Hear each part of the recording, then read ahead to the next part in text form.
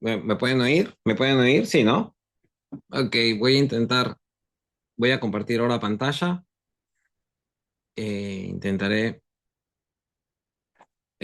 terminar en tiempo. Voy a poner mi cronómetro, aunque yo sé que me van a ayudar con esto. Pero bueno, voy a poner también por mi lado. Quienes me conocen saben que me puedo ir de largo sin darme cuenta. Entonces, eh, teología random. ¿Y qué es esto? Evidencias fake y cultura virtual evangélica. Para 25 minutos solamente voy a tirar un pantallazo, voy a compartir algunas intuiciones. Eh, Cuando se dice random, es un término que hace poquito mi hija me escuchó usarlo, mi hija menor, la última de 13 años, y se comenzó a matar de la risa, pues dijo, ¿qué haces hablando de random vos que ya estás viejo? Y yo le digo, es un término que se usa en el campo en el que yo me desenvuelvo. Le digo, hija, en las tecnologías educativas virtuales se usa mucho el término y viene del inglés aleatorio y al azar, ¿no? O al azar y que habla de las diversas conexiones o caminos o perspectivas, actores o actrices que participan o constituyen el proceso de comunicación y de aprendizaje. Es decir, vieron que nosotros a veces en una página tenemos un montón de links y vamos para un lado, para otro y podemos conectarnos con un montón de gente, un montón de tener información de diferentes lados. Bueno, la teología random en realidad no es nueva, está presente, la escuchamos muchas veces y no la observamos, y está en el predicador o en la predicadora que a veces ¿no? está en un pasaje bíblico y de repente salta otro que desde el punto de vista de la exégesis, y que no significa exégesis académica o exégesis que sigue los métodos históricos críticos, es un desacierto total, porque a veces un profeta está hablando de una cosa, el apóstol Pablo hablando de otra, y luego se cita al Evangelio de Marcos y con Jesús diciendo otra cosa. Es decir, tienen similitud de palabras, se toma un término que parece conectar a los tres pasajes, pero si se citara o se advirtiera lo que históricamente está hablando cada uno, nos daríamos cuenta que están hablando de cosas diferentes y a veces hasta opuestas. Eh, entonces, esta teología random que se construye, que es tomar un poco de todos lados y hacer un nuevo relato, no es algo que se suscita ahora en el mundo virtual. Sin embargo, es importante tenerlo presente. Michel Foucault, en su libro Arqueología del Saber, ya plantea hace mucho tiempo que la historia que conocemos es un proceso de visiones contextuales y arbitrariedades consensuadas. En muchos sentidos, responde a relaciones de poder en el que una historia y una historiografía, un método, una forma de pensar, de hacer, de construir la historia, se impone a otras o responde a ciertos grupos que tienen, a los que se les concede más poder que a otros. Y esto tiene que ver también con la forma de hacer teología, es decir, la teología que hemos recibido, de la que hemos aprendido y que quizás desarrollamos también, tiene que ver con estas tensiones, estas luchas de poder que no son necesariamente negativas o malas, pero que se dan en lo que es la dinámica de las relaciones humanas. En el mundo virtual esto se pondera, pero nada más que los actores y las actrices son diferentes. En una iglesia, por ejemplo, ¿cómo se ve la teología y quiénes son los que la hacen? Son las personas que tienen autorización para hablar en público e influir a los demás. La persona que tiene el púlpito, acceso al púlpito, va a tener mucho más poder que otros. Las personas que no lo tienen pueden usar otros caminos, pero que quizás dentro del grupo no son vistos como lugares o espacios en las que la persona que habla lo hace con la misma autoridad que lo hace la otra. Es decir, una conversación en una casa, en la cocina de una casa de dos hermanas, aún personas consagradas al Señor y hablando en el nombre de Dios, puede que no tenga la misma autoridad o no sea entendida como de la misma autoridad que la persona que dijo posiblemente lo mismo, pero lo hizo desde el púlpito, un domingo en la mañana. Ahora, en el mundo virtual se quiebran estas cosas y se replantean otras. Paul Ricoeur afirmaba que el conocimiento y la comprensión humana eran alimentados por interpretaciones múltiples de hechos, experiencias, interacciones, actores, sentimientos, etcétera. Y acá pongo una cita. Por ejemplo, va a decir en este libro Tiempo y Narración, va a decir la narración, es decir, la forma, no estamos hablando del escrito, sino que estamos hablando de esa construcción que tenemos de cómo son las demás personas, y ese pensamiento que tenemos de por qué me sucede esto. ¿Será que Dios me lo mandó? ¿Vieron? Eso ya es una narrativa, es una narración, es una forma de explicar lo que vivimos, el porqué de las cosas. La narración da forma al tiempo mismo, es decir, a la experiencia humana del tiempo. Y esta forma narrativa permite organizar la dispersión de acontecimientos en una secuencia comprensible. En algunas oportunidades escuché a algunas personas que dicen, yo se lo dije a mi esposo 1000 veces. Vino el hermano fulano de tal, le dijo lo mismo, y el hermano, y mi esposo recién ahí le hace caso, ¿no? Y uno, ¿qué pasa? Uno cree que todo lo anterior o lo que vino de otras fuentes se ignoró totalmente y que solamente a esta persona a la que después le habló fue a la que se le prestó atención. Pero esto no es así. Estamos influidos por un montón de personas, de agentes, de lecturas, de interpretaciones, que a veces que consciente o inconscientemente, de una manera en grupos más cerrados o más amplios, forman parte de nuestra comprensión de la vida y de las decisiones que tomamos. También va a decir Foucault en otro, perdón, en este caso Riquet, en otro libro que se llama Así mismo como otro, va a decir, la narratividad no es solo una propiedad del relato, sino que constituye una dimensión fundamental de la existencia humana, ya que todo individuo se encuentra atrapado en redes de narraciones que lo preceden y lo rodean.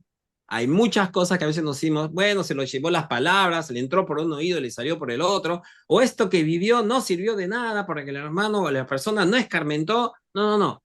Estos acontecimientos, estas situaciones, estas palabras influyen. A veces no de la manera como quisiéramos, pero lo hacen. Entonces, en el entorno virtual, las influencias y los actores o actrices con quienes interactuamos se multiplican por miles y millones. No voy a hacerles la pregunta acá, ¿quiénes de ustedes acá tienen, por ejemplo, o acceden una red como TikTok? Pero por la velocidad y la cantidad de cosas, posiblemente algunos se encuentren en otros momentos en un canal como YouTube, o estén en Facebook, o estén en una página web determinada, en un blog, o por WhatsApp, en un grupo de WhatsApp, donde personas a lo largo de una semana, por no decir en un día y por no decir en cuestión de horas, lanzaron una serie de información que muchas veces nosotros decimos, no, lo miré, lo leí, seguí de largo, no le presté atención porque no es importante. Y de repente sentimos que nuestro corazón está latiendo fuertemente, estamos agitados, pero con un poco de problema de ansiedad y no nos damos cuenta que por ahí lo que estuvo es recibiendo de diferentes fuentes y con una velocidad que ni nuestro cerebro está preparado para ello, noticias sobre la situación política del país, que en algunos casos es muy mala, y que pensando que viendo un poquito de todo y siguiendo y pasando de página a página no nos influía, pero lo hace. No solamente se crean nuevas narrativas en cuanto a contenidos, a veces uno dice, ¿de dónde salió esa frase? ¿De dónde tenés esa información? ¿Cómo sabes que todos los peruanos son así? ¿De dónde escuchaste esto de que todas las mujeres? A veces cuando habla a una persona dice, porque las mujeres son, y yo le pregunto, ¿conoces a todas? ¿A todas las conoces?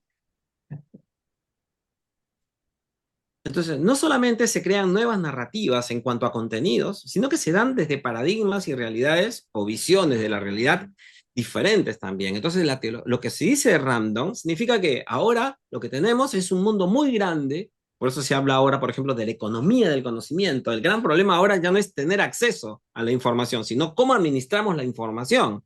Y entonces cuando estamos pensando en cuanto a conocer de Dios, en cuanto a enseñar su palabra, en cuanto a lo que pensamos de Él, ahora ya el problema no está en que no haya gente que nos hable al respecto, sino que ahora tenemos miles y millones de personas que lo hacen y podemos acceder a ellos de diferentes maneras. Ahora, entonces, una frase como, ay, yo quisiera que me prediquen la palabra de Dios, ya no nos damos cuenta o nos debiéramos dar cuenta que no es suficiente, porque ahora lo que necesitamos es realmente que lo hagan de forma apropiada con contenidos, por lo menos que sean legítimos o por lo menos que sean veraces, que lo hagan de forma y que lo hagan basándose en los evangelios, aunque mañana dijeran que no comparten esas creencias. Cuando hablo de teología random, entonces me refiero a ese quehacer teológico caracterizado por su flexibilidad.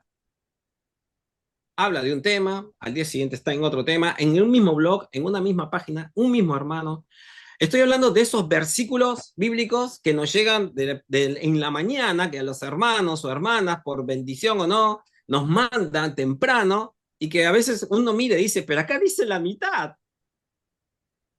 La otra mitad dice, si no haces lo que yo te digo, caerá castigo sobre esa parte, ese versículo, esa parte del versículo no llega.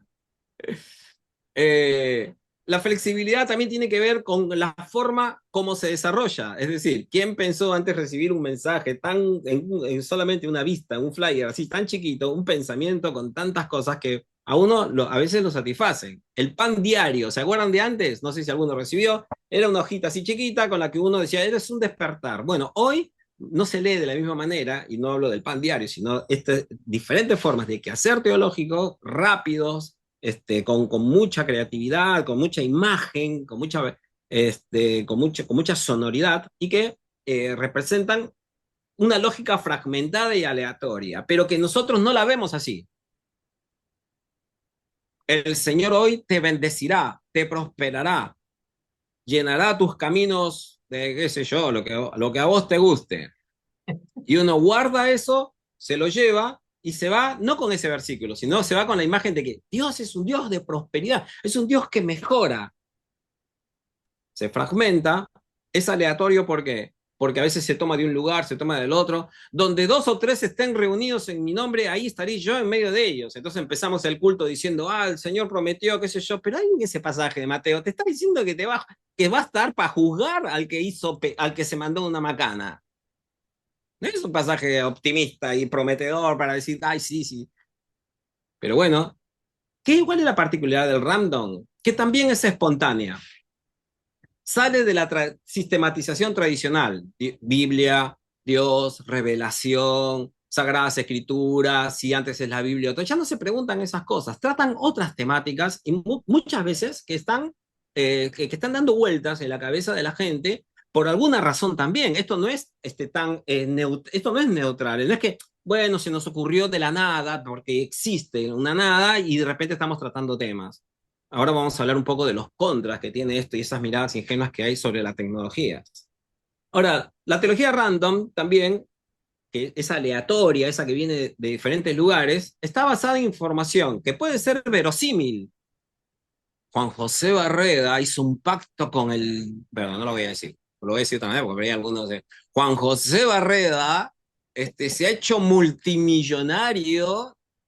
¿Saben ustedes lo que hay detrás de Bíblica Virtual? Lo conocerás en este podcast. ¿Eh? Ahora, ¿puede ser que Juan José Barrera sea multimillonario? Bueno, no sé, depende de qué pensés vos, pero puede ser o no, ¿por qué no? Ahora, ¿lo quiere ser? No, no sé, ese es otro tema. Yo personalmente no, pero bueno, quizás no me creas, igual y vos que te quedes con eso. Es verosímil, pero no necesariamente verás. Se dijo que el cantante, tan reconocido cantante que compuso estas canciones, hizo en realidad un pacto con el diablo. ¿Cuántos canales de YouTube hablan y critican a músicos, a predicadores, que ha caído, que se ha levantado, que vuela, que tiene alas, que no? ¿Cuántas noticias fake que tiene como característica que puede ser, que es verosímil? Dios prospera, Dios cuida, sí. Ahora, Dios es un Dios que está continuamente en esa mirada, en esa visión de la realidad, que tiene que ver con el hecho de prosperar. Es prosperar la meta de la vida, es prosperar lo que Dios quiere de una persona. ¿Por qué? Estamos en competencia, corremos contra algo, venimos tan mal, debemos estar tan disconformes con quiénes somos, de dónde venimos y qué hacemos.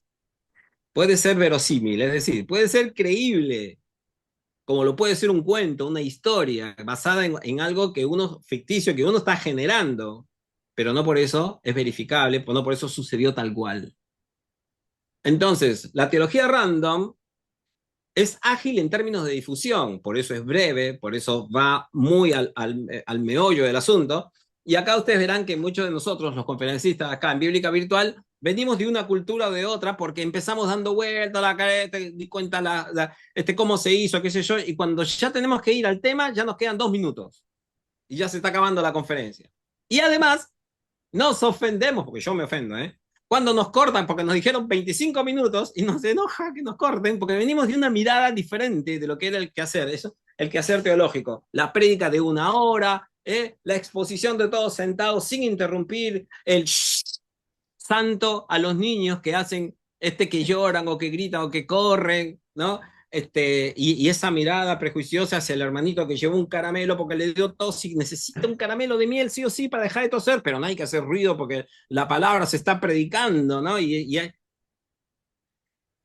Entonces, pero la mirada, la teología random se expresa con agilidad. ¿Y saben qué? Esto no es un medio, ni es una cuestión solamente estética en el sentido de periférica, de poca importancia. La agilidad en la teología va a caracterizar la teología, lo que se dice, lo que no se dice, cómo es percibido por el grupo y cómo es entendido aquellas cosas que no se ven, que no se tratan o que no se abordan desde el punto de vista, por ejemplo, de la discusión.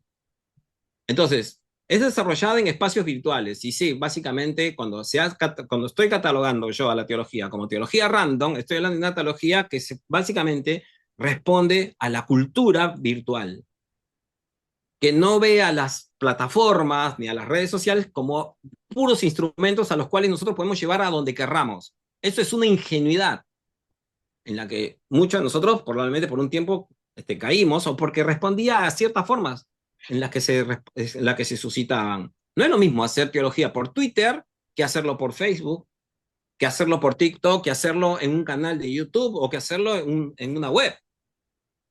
El mensaje aunque diga el mismo texto, no se va a catalogar, no se percibe, no se ve de la misma manera. Con sujetos que no siempre tienen una formación teológica académica y o rigurosa. Y acá quiero que se entienda que por rigurosa no estoy diciendo mejor, y por académica no estoy diciendo legítima o mejor. Quiero que se entienda esto porque es muy importante. Y sin embargo, nos encontramos con que esta forma de hacer teología o estos lugares, ¿no? Esta caracterización de la teología como random tiene uno de los más fuertes elementos, es que no está desarrollada por personas que tradicionalmente han sido adjudicadas como los teólogos, como la voz de la teología. Nuevas generaciones, lo hacen los jóvenes, puede ser, pero estadísticamente no está demostrado tampoco. Porque a veces, yo, por lo menos en mi época, si una persona de 50 me llamaba joven, yo con 35, seguramente lo aceptaba. Pero hoy un chico de 14, a mí con 35, me dice señor. Entonces, a veces lo que atribuimos a los jóvenes no es una cuestión de jóvenes solamente, sino que lo que pasa es que nosotros estamos avanzando en la vida y cada vez nos parecen jóvenes gente mayor. Ese es un punto que es muy importante. Y otro punto es que lo joven también está caracterizado, es decir, aquello que es dinámico, aquello que es aleatorio, aquello que rompe con ciertas tradiciones o ciertas facultades, es llamado juvenil, porque se ha atribuido por una cuestión biológica, vayas a saber cuál lectura hay, la ruptura con ciertas tradiciones a las juventudes. Pero yo no creo yo creo que es un gran error. Aparte que incluso hablar de nuevas generaciones es una terminología sociológica y biológica tan anticuada que no responde ni siquiera a la cronología con la que hoy nosotros nos movemos, que no tiene que ver necesariamente con las cuestiones biológicas. Hoy un joven de 18 años puede tener un pensamiento, y creo que Harold dijo algo al respecto hace un rato, tan conservador y anticuado en muchos aspectos, y no por ello malo, pero sí anticuado, a diferencia de una persona de 60 y algo, que puede ser una persona con un pensamiento bastante progresista, y no digo con eso que sea mejor, sencillamente que puede estar una persona haciendo grandes cambios y pasando a otras voces. El tema es que la teología random, muchos de nosotros no nos damos cuenta, es la que está escuchándose más fuertemente. Los institutos teológicos, las iglesias, seguimos con métodos tradicionales de comunicación, de acercamiento, de discipulado, que las personas no acceden. Personas pasan más tiempo con sus celulares accediendo a la palabra de Dios, a mensajes, a canciones y a un montón de cosas que el tiempo que pasan con nosotros, con otros de nosotros en la iglesia, en un culto. Por más larga que queramos hacer la predicación, no alcanza a balancear el tiempo que estamos escuchando fuertes voces desde otros lugares. Entonces es algo en lo que se debe reflexionar. Algunas características más. ¿Puede un cristiano tatuarse? Reina Valera versus traducción al lenguaje actual.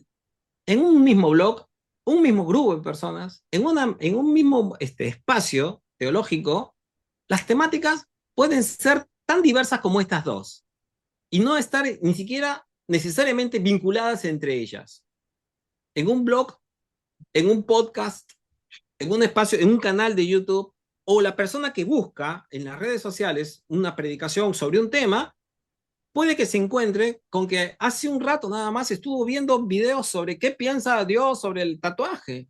Y al ratito estar leyendo, ay, está bueno leer la Reina Valera, porque como yo estuve leyendo la Biblia para saber si el tatuaje era bueno o no, y de repente alguien dijo, che, pero esa Biblia dice exactamente lo que Dios dice en su palabra, entonces dije, uy, pará, tengo que saber eso también. Entonces salté a un tema que es totalmente diferente y que requiere quizás en otros pensamientos una experticia muy diferente. ¿Qué sabe una persona de tatuajes y qué sabe el otro sobre la historia de la traducción y los métodos de traducción y los textos, si son textos viables o no, actuales o no? Son dos experticias muy diferentes y sin embargo los encontramos en un mismo canal y a veces presentado por la misma persona. Cohesión en los argumentos. Bueno, las temáticas no siempre presentan una cohesión o la misma forma de argumentar para un tema o para otro. Hoy, por ejemplo, una persona a la que yo conozco, ascendencia afro, es latinoamericano, pero ascendencia afro, claramente afro en todo caso, porque todos algo tenemos, quizás en algunas partes, en algún porcentaje, perdón, hace un comentario sobre la elección de los Estados Unidos que seguramente muchos de nosotros hemos escuchado. Yo no estoy diciendo que estoy a favor o en contra, pero quiero decir esto. Lo que dice es que, bueno, hay diferentes reglas, no siempre se puede, el peor mal no es algo que podamos manejar, dice.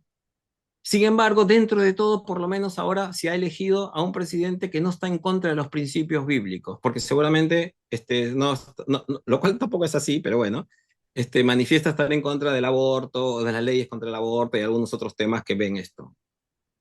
Y yo digo, ¿y del racismo? Che, ¿y del racismo? Y la hospitalidad, el tema bíblico de la hospitalidad y de recibir y de abrigar al desamparado, al hambriento, al menesteroso, al extranjero.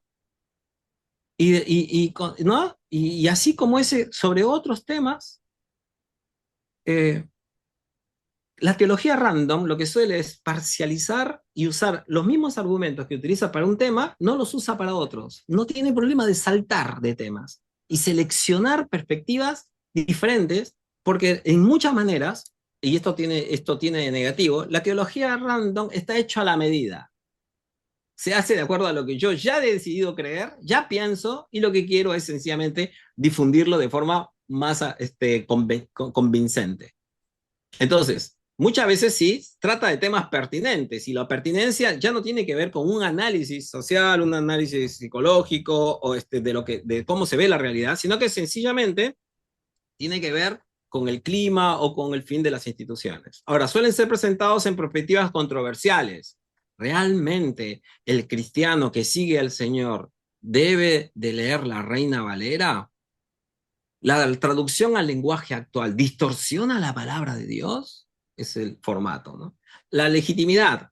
No tienen como referentes necesariamente a miembros de la academia, o a veces te dice, como yo dije hace un ratito, ¿no? Como dice Michel Foucault, y ustedes dirán, ¿quién es Michel Foucault? Quizás muchos de ustedes lo conocen y otros quizás no, y otros han escuchado y no saben qué es, y en este momento están googleando o entraron al chat GPT para decir, ¿quién es Michel Foucault? Bueno, no sé ni cómo escribirlo, bueno, va a ser más complicado. Pero lo que quiero decir es que, como suena francés, y los latinos tenemos esos complejitos, hay veces, cuando suena con un apellido inglés o francés o alemán, digo, debe saber. Si son de allá, debe de saber. Y entonces uno va y cree, y va para adelante, pero no puede corroborar si realmente tal cita se dio o no. Entonces, la legitimidad que presentan tiene base de experiencias próximas y datos consensuados, ¿no? Se dice que fulano de tal come cocodrilos. Bueno, voy a avanzar rápidamente, porque esta teología es muy interesante y que la consumimos muchísimo a través del mundo de las redes sociales, tiene una multiplicidad de voces.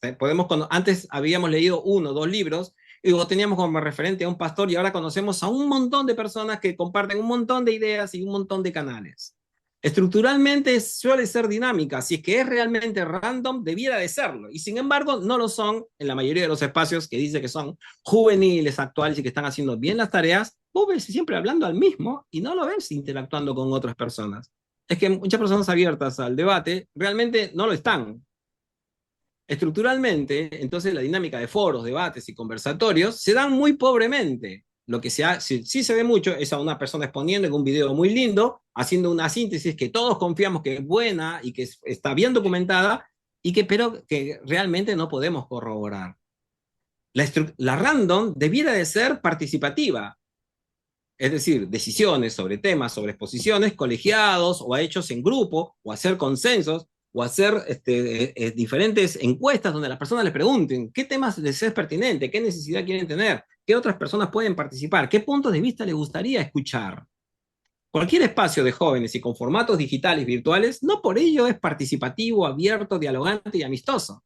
Yo te estoy dando algunas categorías. Entra nuevamente a las redes y fíjate estos pasos tan divertidos y tan hechos tan amenos con tanta tecnología, cuánta discusión hay detrás de ello y cuántas personas piensan exactamente igual al que siguen. Por eso se habla ahora de seguidores y de influencers. Terminología que no es neutral y que no significa personas que influencian meramente.